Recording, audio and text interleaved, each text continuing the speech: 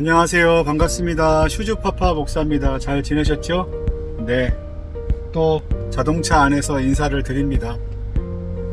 지금은 어디 이동 중이라 이렇게 카메라를 켰습니다. 이렇게 어디선가 카메라를 켤까, 또 언제 켤까, 그런 생각들을 하곤 하는데, 보니까 누구 눈치 안 보고 편안하게 이야기할 수 있는 공간이 저한테는 이제 자동차 아닌 것 같아서 오늘도 드라이브 인터뷰, 셀프 인터뷰 식으로 해보겠습니다. 가끔 연락 주시는 분들이 계세요. 아, 이렇게 살았군요, 목사님. 그래서 지난번에 영상 올린 이후에 제가 일하고 있던 간식 파라다이스 사역 공간이죠. 거기에 이렇게 문을 오픈하려고 이제 가는데 누가 이렇게 기다리고 있더라고요. 그래서 보니까 이제 지난번 사역하던 교회에 있던 이제 청년 분이 이제 와서 기다리고 있었습니다. 아, 오랜만에 너무 얼굴 봐서 반가웠고, 또 이렇게 많은 시간이지만 좀 앉아서 차분하게 좀 인사를 했으면 좋았을 텐데 상황이 여의치 않아서 이야기를 좀 많이 못 나눠서 아쉽지만, 이렇게 찾아온 분도 계시고, 또 어떤 분 같은 경우는 전라도 광주에 계신 분인데 어떻게 연락을 하셔가지고 전화 통화가 됐어요. 또 이야기를 나누다 보니까 굉장히 인텔리하시고 또 많은 경력을 갖고 계시고 계시던 안수 집사님이셨는데, 그분께서 왜 연락을 주셨는가 이렇게 이야기를 들어봤더니, 아마 이제 제가 살고 있는 이야기, 특별히 목사로서 저는 일하는 목사로 일이 정체성은 아니지만 사역을 위해서, 또 가족의 생계를 유지하기 위해서 또 일을 하고, 또 일을 하면서 동시에 그냥 밥벌이를 위해서만 일하는 게 아니라 그 안에서 어떻게 하면 소명의식을 담아낼 수 있을까에 대해서 고민하는 이야기들을 제가 지난번에 영상에서 나눴었는데, 그 영상을 보시고 많이 좀 동의가 되셨다고 해서 연락을 주신 경우도 있었습니다. 그래서 아무튼 이렇게 종종 SNS나 아니면 전화나 아니면 오프라인으로 찾아와 주셔서 인사 나눠주시고 삶의 이야기들을 들려주신 분들이 계셔서 너무나 감사하고 또 좋습니다. 사실은 제가 근 며칠 동안 장염 때문에 좀 고생을 많이 했어요. 제가 장염이라고 이렇게 오랜 시간 동안 이렇게 좀 했던 적이 제가 기억하기엔 별로 없었는데, 이번에 좀 유난히 좀 길게 장염을 좀 앓고 나면서 굉장히 조금 좀 몸도 그리고 마음도 좀 디프레스 돼 있었던 상황이고, 또 너무나 이렇게 공교롭게도 제가 그렇게 아픈 시기에 주일날 어떻게 예배를 드려야 될까 고민을 하던 중에, 마침 또 토요일날 토요일날 오전부터 아내가 또 계속 아팠어서 주일날 아침에 둘이 아픈 상황이죠. 사실은 어른 둘밖에 없고 또 아이들이 있는 상황인데 예배를 어떻게 해야 되나 참 고민이 많았는데, 이게 이제 아내도 몸이 좋지 않고 또 누군가에게 옮길 수 있고 이제 이런 거죠. 심각한 건 아니고요. 목감기였는데 목에 좀 감기가 와서 열이 좀 오르락 내리락 하는 상황이었어서 예배 때 있기가 좀 힘들고, 저로서도 장염에다가 좀 이렇게 많이 탈진한 상태라 이렇게 이렇게 기운을 차리고 서 있기가 좀 쉽지 않은 상황이었어서 어떻게 할까 좀 고민을 많이 하다가 주일날 아침에 아이들이 모여있는 단톡방에 이제 글을 남겼어요. 오늘은 목사님하고 사모님이 부득이하게 몸이 좀 아파서 예배를 모이기가 좀 쉽지 않겠다. 그러면서 좀 많이 처져 있었는데 한 오후 4시 5시 되니까 조금 이렇게 정신이 차려지더라고요, 주일날. 그러면서 우리가 뭐 교회라는 공간도 없고 사실 간식 파라다이스라는 공간에서 모여서 주일 예배를 드리지만 그 예배를 못 드리는 게 저로서는 힘든 결정이긴 하지만 그래도 우리가 예배 드리는 게 어떤 공간에 한정 짓는 건 바람직하지 않다. 그리고 저희가 불과 뭐 간식 파라다이스라는 공간에서 주일날 일요일날 예배 드렸던 것이 1년밖에 되지 않거든요. 그 전에 2년 동안은 집에서 예배를 드렸기 때문에, 그래서 저녁 때 이제 두 딸들을 데리고 집에서 예배를 드렸죠. 그런데 그런 경험을 했습니다. 제가 요즘에 저희 교회에 나오는 친구들, 그리고 간식 파라다이스에서 만나는 친구들 이 사역을 하면서 굉장히 좀 마음이 좀 힘들었어요. 마음이 힘들었어요. 어떤 부분에서 힘들었냐 하면, 첫 번째는 뭐라 그럴까, 이렇게 소진되는 느낌이 들었습니다. 물론 목양의 개념보다는 나눔이나 선교지에서 하는 사역이기 때문에 소진되는 건 당연하다고 생각합니다.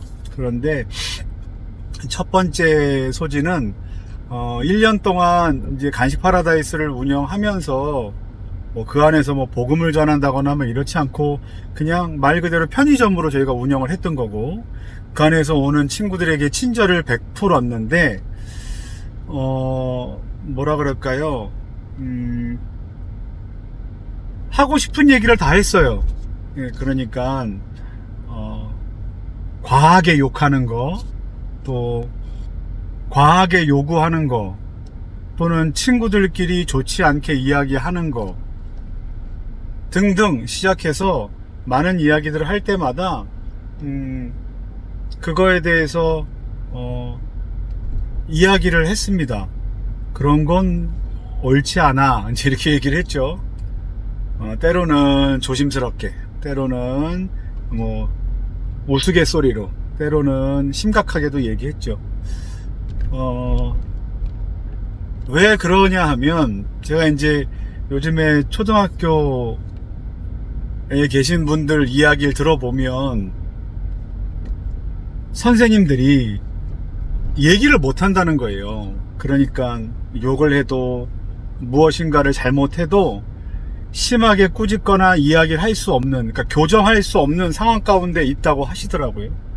그걸 보면서 아이들은 네 라고 귀뚱으로 듣고 앞에서 그런 제스처를 취하고 그냥 얼굴만 보이지 않으면 또다시 그 일들을 하는 거예요. 그런 걸 보면서 이게 정상은 아닌데, 물론 혼내고 꾸짖고 예전처럼 뭐 때리고 이런 게 정상은 아니지만, 그렇다고 해서 잘못된 일에 대해서 이야기하지 못하고 훈계하지 못하는 것도 정상은 아닌데, 왜냐하면 그렇게 자라난 친구들은 자기의 삶을 교정받을 만한 기회가 없잖아요. 그게 당연하다고 생각할 거고. 그래서 간식 파라다이스라는 공간 안에서는 뭐 혼을 내는 건 아니지만, 사람과 사람이 사는 이 사회 안에서 이러면 좋겠다, 이러면 남에게 해가 될 거야 라는 이야기들을 했습니다. 왜냐하면 함께 이용하는 다중시설이고, 또 어떤 친구는 돈을 지불하고, 또 어떤 친구들은 또 조용히 쉬고 싶은 공간일 수 있기 때문에 거기서 모든 게 다 가능하지 않아 라는 걸 한정 짓고 싶었어요. 근데 그러다 보니까 아이들이 이제 어떤 친구들은 뭐 꼰대처럼 생각할 수 있고, 어떤 친구들은 환대받지 못한다고 생각할 수 있을 거라고 생각을 해요. 그러다 보니까 오지 않는 친구들이 생기더라고요. 그런데 이런 건 있습니다. 무조건 많이 오면 좋은가? 물론 장사하는 입장에서는 많이 오면 좋죠. 그런데 아이들이 와서 사 먹는 게 고작 200원, 300원, 600원 짜리면 사실 많이 와도 뭐 그게 플러스로 전환되거나 돈이 수익이 되는 건 결코 아닙니다. 오히려 저희가 주는 게 더 많죠. 그런데 이제 많이 오는 게 좋은가라고 생각하면, 많이 왔을 때는 오히려 그 온 친구들이 자기가 쉼을 누리거나 아니면 재밌게 놀거나 아니면 저희와 뭐 진지하게 이야기를 하거나 이럴 수 있는 여건이 조성되지 않기 때문에 그건 저희로서도 바라는 바는 아니에요. 그런데 또 너무 오지 않으면 어떤 생각이 드냐면, 내가 이 일을 하고 있는 게 맞나? 라는 생각이 들 때가 있어요. 그래서 뭐 이런 생각도 하죠. 우리 이제 문을 닫아야 되나? 아니면 조금 작은 공간으로 옮겨야 되나? 뭐 여러 가지 생각들을 하게 되죠. 뭐 얼마든지 닫을 수 있고 얼마든지 옮길 수 있고 아니면 얼마든지 뭔가 다른 걸로 전환할 수 있지만, 또 그러면서도 또 때로는 그 안에서 그동안에 저희랑 관계를 두지 않거나 아니면 저희와 친해지지 않았던, 또 뭔가 소외된 것 같은, 아니면 좀 그동안에 발견되지 못한 친구들이 가끔 이렇게 오는 경우들이 있어요. 그러면 또 관계가 만들어집니다. 그러면서 우리가 누군가가 왔다가 그냥 가는 거, 뭐 1개월 동안 뭐 한 달 동안 막 열심히 왔어요, 어떤 친구가. 근데 그 다음엔 오지 않아요. 뭐 사춘기 때문에 오지 않든 뭐 자기를 뭐라 그럴까요, 훈계해서 오지 않든 뭐 어떤 이유는 오지 않아요. 그런데 이제 제가 그 욕심이 있었던 거라는 생각이 들어요. 내가 만약에 만난 한 친구가 반드시 나를 좋아해야만 하고 반드시 여기에 계속 와야만 한다는 어떤 그 프레임을 제가 계속 씌웠던 것 같아요. 제 눈에 보이지 않는 프레임을. 근데 오지 않으면 서운해하고 마치 나를 척졌다고 생각하는 마음을 갖게 되는 거죠. 근데 생각해보면 아이들은 저희 아이들도 그렇지만 몇 살 때 했던 일들을 기억하지 못해요. 뭐 8살 때, 7살 때, 뭐 9살 때 어디 여행을 가도 기억하지 못하잖아요. 그런 걸 보면서 여기도 이 친구들이 지나가는 어떤 과정처럼 생각될 수 있겠구나 라는 생각을 하게 됐습니다. 그러면서 다시 한번 좀 원래 우리가 하려고 했던 사역의 의미들을 좀 새겨보고 싶었어요. 어떤 거냐면 뭐 요람부터 무덤까지 이렇게 막 태어나면서 막 죽을 때까지 우리가 끝까지 케어할 수 있고 도울 수 있고 옆에 있어준다라는 게 아니라, 그 친구들이 이 공간을 지나가면서 필요한 순간에 우리가 비상 대피소가 됐던 순간이 있으면, 어떤 이 친구들에게 그 하나의 결핍된 시간과 공간과 상황 가운데 우리가 하나의 결핍을 메꿔주는 한 점이었겠구나. 그걸로 우리가 할 수 있는 일을 다 했다, 할 수 있다 라는 생각이 좀 들었어요. 그래야 좀 다운돼 있지 않을 수 있겠다 라는 생각이 하나 들었습니다. 그러면서 가끔 이제 어떤 목사님들이 연락을 주실 때가 있어요. 보면 그거 사역 굉장히 멋있습니다, 굉장히 잘 되고 있군요, 이렇게 얘기하시겠지만 사실은 그렇진 않아요. 그렇지 않고 굉장히 뭐 다이나믹하거나 액티비티하거나 뭐 이렇게 막 뭔가 이렇게 로망이 생길 만큼 매력적인 사역이라기보단 그냥 매일매일 버팁니다. 막 이 속 안에서 그냥 말 그대로 뭐라 그럴까, 계속해서 내가 존재해야 될 이유가 있을까? 여기서 이 일을 계속 지속해야 될 이유가 있을까를 계속 수시로 고민할 수밖에 없는 상황 가운데 있다 라는 걸 좀 말씀드리고 싶어요. 그래도 하는 겁니다. 네. 또 하나 고민은, 저는 저희 교회 성도들은 장년 어른 성도들이 없습니다. 다 꼬맹이들 6명입니다. 근데 이게 입니다 라고 얘기하기에는 좀 단정적으로 말씀드리기 쉽지 않지만, 6명이었습니다 라고 말씀드리고 싶어요. 왜 그러냐면 얼마 전에 어떤 친구를 통해서 이야기를 들었는데 앞으로는 교회 나가지 않을 거야 라고 했던 친구들이 있어요. 그렇기 때문에 뭐 저희 교회 성도가 6명입니다 라고 얘기하기는 쉽지 않은 상황이죠. 물론 이제 어쨌든 제가 제 귀로 들은 건 아니지만 뭐 어른 성도들도 담임 목사에게 얘기하지 않는데 어린이들이라고 담임 목사에게 직접 얘기하겠습니까? 나 안 나가겠습니다 라고 얘기하나요? 안 하죠. 그러니까 이제 전달해서 들었기 때문에 저는 그 아이들이 떠났다라고 생각을 합니다. 그런데 저는 인원수에 연연하지 않고 그리고 어린이들에게 사역하는 것이기 때문에 어른들 성도들이 없잖아요. 그래서 뭐 이렇게 들어가고 나가는 거에 큰 타격이 없을 거라고 생각했는데 그게 제 마음 안에 굉장히 큰 데미지를 남기더라고요. 어쨌든 아내와 저를 포함해서 총 8명인데 8명 중에 2명이 그런 생각을 갖고 있다고 밝혔잖아요.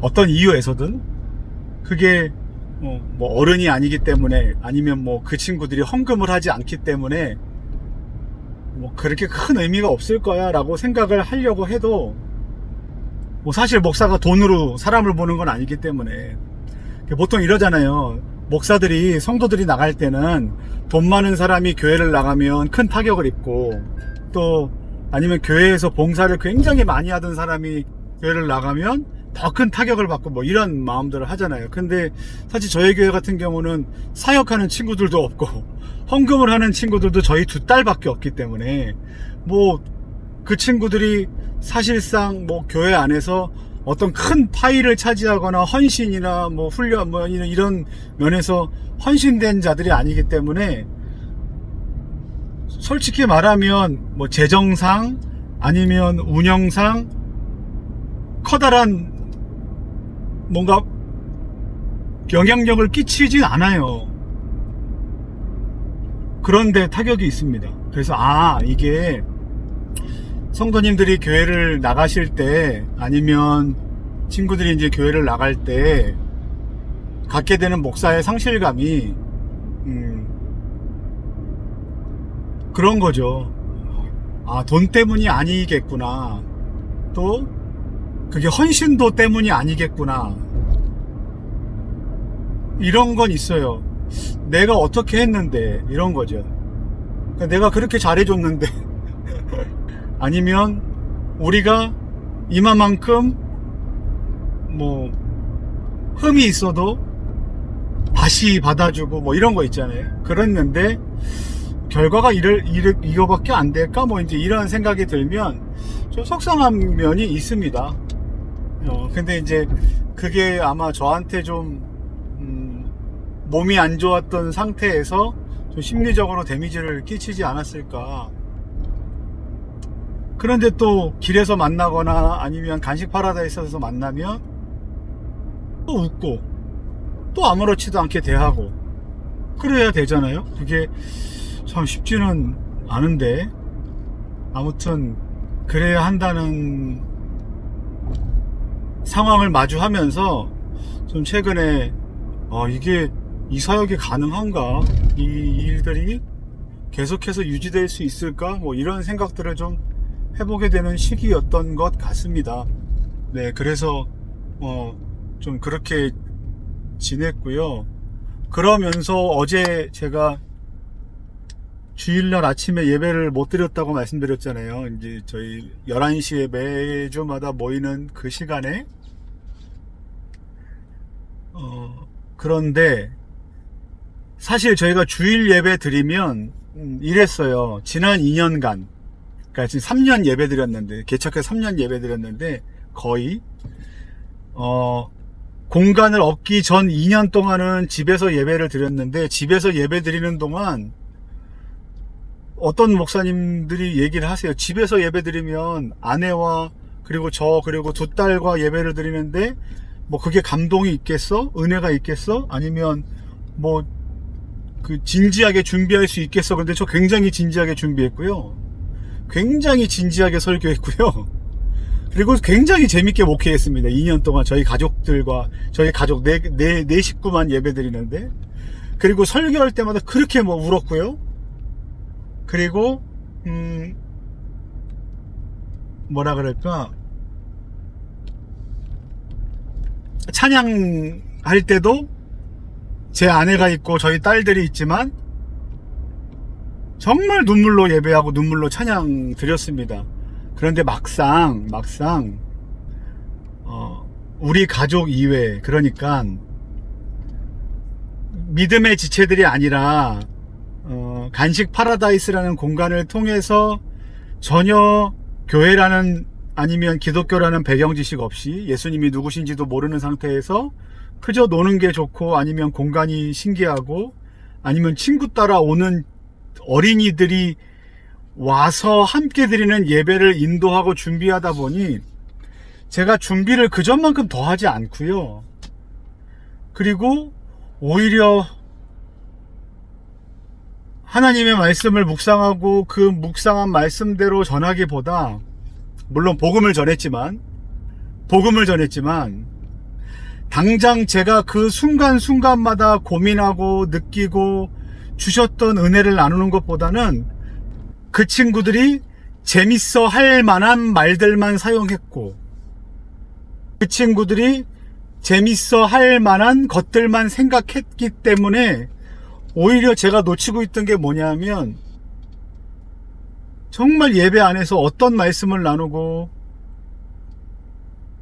지금 시대에 우리에게 필요한 말씀이 뭐고 내 안에 주시는 메시지가 뭐고, 이거에 대해서는 그닥 많이 고민해보지 못했는데, 어제 가족들과 집에서 드리는 한 1시간의 예배가 뭐 특별한, 뭐 엄청나게 막 교회에서 우리가 매주마다 드리는 순서도 다 뺐어요. 집에서 드리고 기타도 없이 그냥 유튜브에서 어떤 분들이 하는 예배 영상 찬양을 틀어놓고 악보를 놓고 찬양하고, 뭐라 그럴까요? 그냥 형식이 뭔가 갖춰져 있고 있어 보이고 막 이런 게 아니라 그랬는데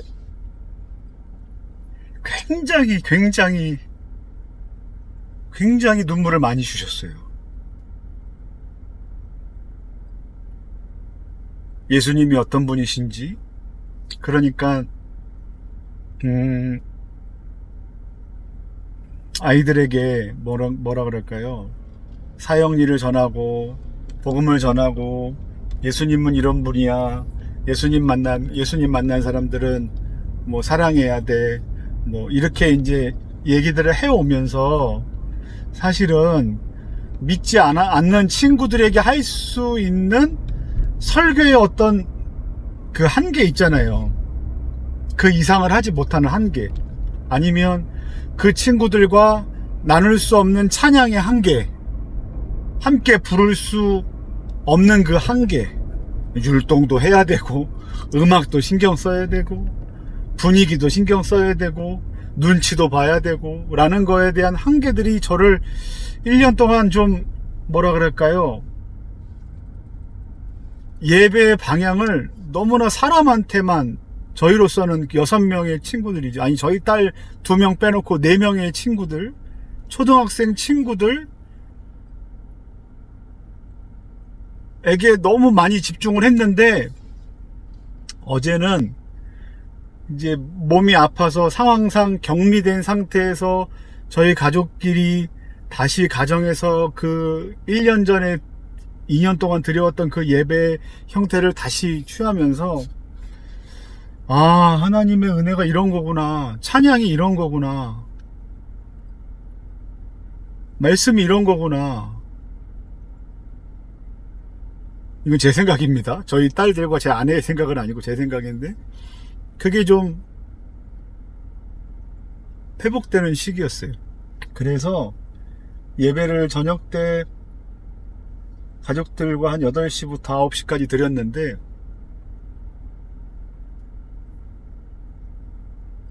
아홉 시부터 몸이 정말 막 회복이 되더라고요. 저는 뭐 이런 얘기 잘 안 하는데, 굉장히 보수적인 굉장히 보수적인 교단에서 보수적인 사역을 설교를 하는 목사라서 저 이렇습니다 저렇습니다 얘기 잘 안 하는데, 그렇게 예배를 드리면서 굉장히 많이 그 회복을 주시는 거예요. 마음도 그리고 몸도. 정말 거짓말 같죠? 누가 보면 꾀병이라고 생각하고, 누가 우스갯소리로 엄마 나 교회 가기 싫어요 그런데 엄마가 그러잖아요. 야 너 교회 가야 돼 너 목사잖아 라고 했을 때 그게 우스갯소리잖아요. 나도 그런가? 근데 교회 가기 싫어서 아팠나? 꾀병이었나? 라고 했을 만큼 그 저녁에 8시에 예배드리기 전과 후가 제 안에는 굉장히 큰 비포 애프터가 있었어요. 그래서 지금 굉장히 좋습니다. 굉장히 많이 좋아졌어요. 많이 좋아졌고, 제 안에는 뭐 그것 때문에 큰 영향력이 없었던 사람이었는데도 열도 내려가고 몸도 좀 회복되고 기운도 차리고 뭐 이런 상황이었어서, 그게 아무래도 어제 그 주일이 저희한테는 굉장히 필요한 시간이지 않았나 싶습니다. 그리고 제가 지지난주에 이제 2번의 뭔가 이벤트가 있었는데, 하나는 이제 교단 노회죠. 노회 여전도 연합회에서 구국기도회를 인도했습니다. 구국기도회에서 이제 찬양 드리고 뭐 이렇게 설교하고 기도회 인도하고를 이제 처음부터 끝까지 그냥 이렇게 인도를 했던 건데, 저한테는 굉장히 좀 고민이 많았던 시간이었습니다. 왜냐하면 구국이라고 하면 어떤 특정한 색깔이 떠오르잖아요. 특정한 색깔. 그리고 요즘에 이제 작년에 계엄 사태 이후로 이게 맞습니까 저게 맞습니까 라고 너무나 세상이 극과 극으로 대립하고 있고, 특별히 교회도 그런 상황이기 때문에 어떻게 하는 게 옳은 것이고 어떻게 하는 게 바른 것인가에 대해서 고민을 많이 했었는데, 감사하게도 하나님이 지혜를 주셔서 이거다 저거다 얘기하지 않아도 구국이 어떤 건지, 그리고 나라를 위해서 그리스도인들이 어떻게 기도해야 할지에 대해서 좀 제 나름대로는 하나님께서 주신 은혜로 잘 풀어서 설명하고 같이 은혜를 나눌 수 있는 시간이 되었다라는 생각을 하는 시간이었습니다. 그리고 또 하루는 이제 숭실대학교에서 소그룹 채플 이제 협력 멘토로 사역을 하고 있는데, 그곳에서 또 한 학기 동안, 또 저로서는 뭐 지난 보니까 2023년도 2학기부터 3년 4학년 1, 2학기 5학년 한 5년이간 4학기 2년 4학기 동안 그동안 해왔던 이제 소그룹 채플 협력 멘토로서의 그 일들을 좀 돌아보면서 어떻게 그동안 해왔는지, 또 어떤 생각들이 있었는지를 이제 종강 감사 예배 때 나누는 시간이 있었는데, 또 잘 나눌 수 있어서 참 귀한 시간이라고 생각합니다. 왜 귀하냐면 뭔가 정리할 수 있는 시간이었던 것 같아요. 저는 매일마다 글을 쓰라 그러면 글을 잘 못 써요.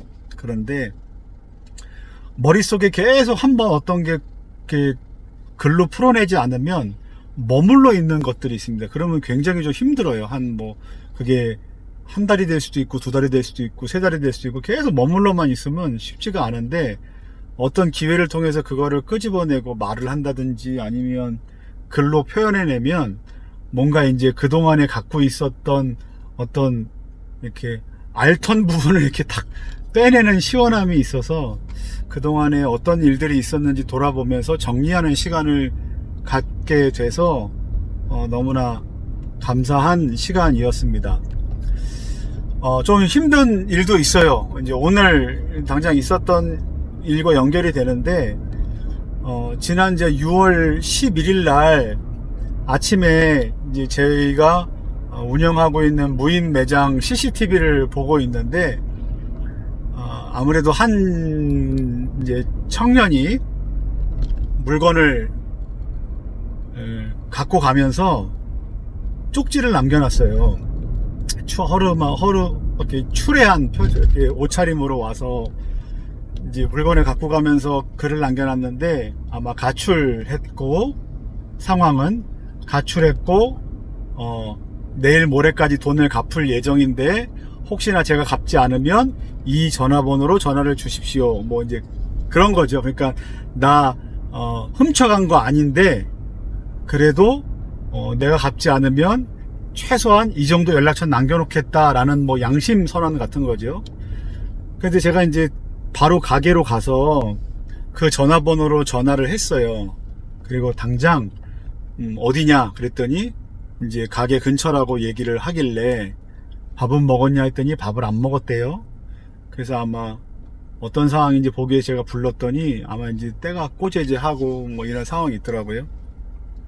그래서 불러다 놓고 뭐 다른 얘기하지 않고 우선은 편의점에 앉혀서 식사를 했죠. 먹였죠. 뭐 여차여차 상황을 들어보니 아마 집과 멀리 떨어져 나온 상황이고, 뭐 들어봤을 때 안타깝은 스토리가 있던데, 그 제가 할 수 있는 게 뭐 돈입니까? 아니면 뭐 저희 집에 데려오는 겁니까? 그건 안 되기 때문에 우선은 제가 알고 있는 그 상담하시는 분들을 통해서 이제 청소년 쉼터에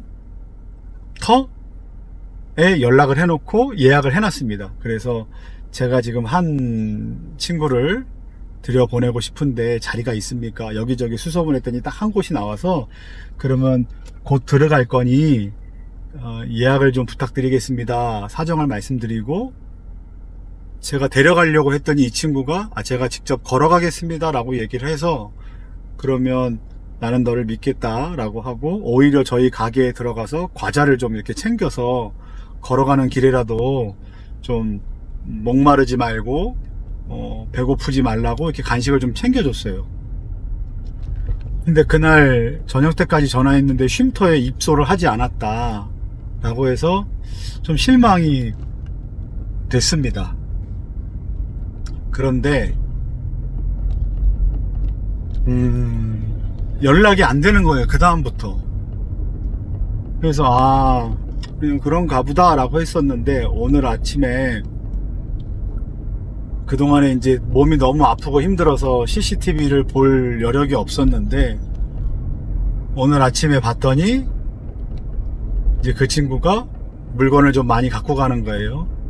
혹시나 싶어서 봤더니 한 5일, 6일 이상, 하루에 3, 4번 이상 계속해서 물건을 갖고 갔습니다. 처음에는 뭐 자기 한 사람의 뭐라 그럴까요? 그냥 배고픔을 달래기 위해서 갖고 가는 수준이라고 생각했는데, 영상을 보니까 그렇지 않은 것 같아요. 그러면서 지금 굉장히 뭐라 그럴까, 좀 사람에 대한 실망감이 들어가고 있어요. 물론 한 사람이지만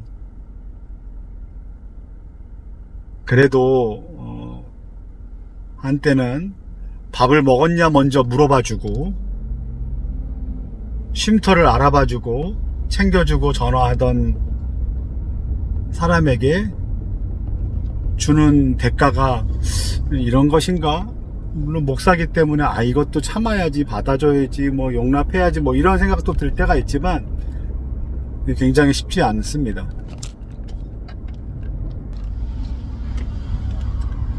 그래서 좀 그래요. 그래서 지금 이제 가고 있습니다. 가면서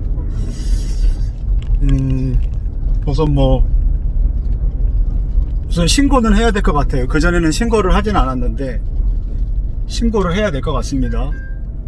근데 지금 아내가 집에서 CCTV를 보고 있는데 CCTV를 지금 4시간을 봐도 다 확인하기 어려울 만큼 많이 자주 오랫동안 왔다 가서 참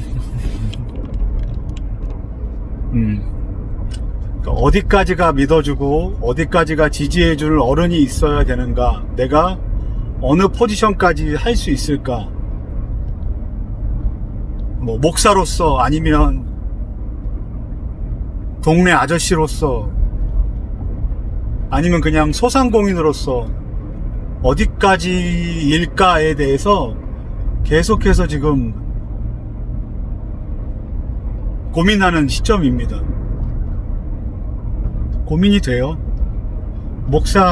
목사이기만 했을 때도 고민이 되지만 또 그 이외에 지금 공간이나 상황 속에서 지금 마주하는 상황이다 보니까 또 고민이 됩니다. 그래서 잘 해결될 수 있으면 좋겠다 싶습니다. 요즘에 이렇게 살고 있습니다. 요즘에 이렇게 살고 있습니다. 6월 달인데 이제 7월 달 들어가면 또 어떻게 또 하나님이 인도해 주실지 기대가 됩니다.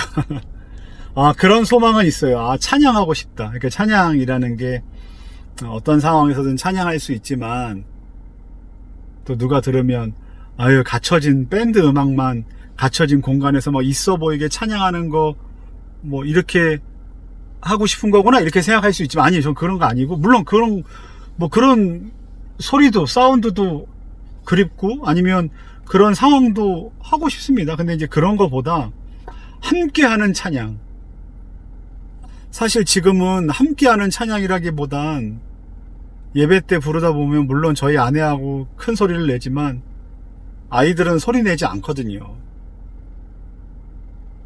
그럴 때 어떤 마음이 드냐면, 함께 우리 하나님 예배하고 있구나, 찬양 드리고 있구나 라는 뭔가 이렇게 그 느낌을 갖기가 쉽지가 않습니다. 물론 찬양이야 뭐 하나님, 내가 혼자서 찬양하고 그게 하나님 얼마나 영광스럽습니까 라고 말씀하시면 할 말이 없겠지만, 그 회중이 함께 찬양하는 그 감동, 한 목소리, 한 마음, 한 뜻으로 한 하나님을 예배하고 찬양하는 그게 요즘에 좀 그리워요. 그립다는 생각이 듭니다. 그래서 그럴 만한 상황이 있으면 참 좋겠다. 혹시나 함께 찬양하고 싶은 분들 있으면 연락 주십시오. 연락 주시고 공간이 어디 그런지 그런 것까지 생각해 본 적 없지만, 아무튼 그럴 기회가 있으면, 그럴 상황들이 있으면 함께 그 은혜들을 나누는 시간이 있으면 참 좋겠다 싶습니다. 이렇게 6월 지나갑니다. 이제 무더워지는데요. 여러분들 무더운 여름 건강 잘 챙기시고, 이제 7월 8월 또 여름 사역, 단기 선교 여러 가지로 좀 많이 바쁘시겠죠. 아마 제가 그렇게 되면 제 근황보다는 아마 좀 그동안에 이제 교회에 대한 갖고 있는 생각들, 또 앞으로 우리 친구들, 다음 세대 친구들 어떻게 좀 목사로서 아니면 어른으로서, 저 같은 경우에 상담도 하니까 상담사로서, 진로지도 하는 사람으로서 어떻게 좀 이끌어가면 좋을까에 대해서도 고민을 좀 나누는 시간을 좀 갖고 싶습니다. 혹시나 함께 이야기 나누고 싶으신 목사님들도 좋고요.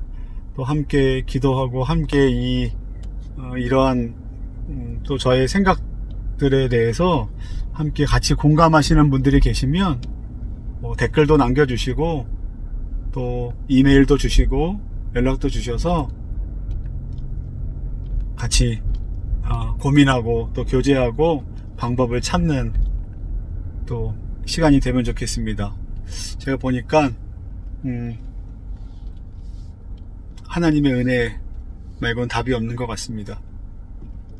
저에게 그렇게 은혜 회복을 주셨던 그 하나님께서 또 여러분들의 그 힘든 그 삶에 그 싸움하는 그 순간순간마다 동일한 은혜 베풀어 주실 줄 믿고 함께 기도하고 응원하겠습니다. 고맙습니다.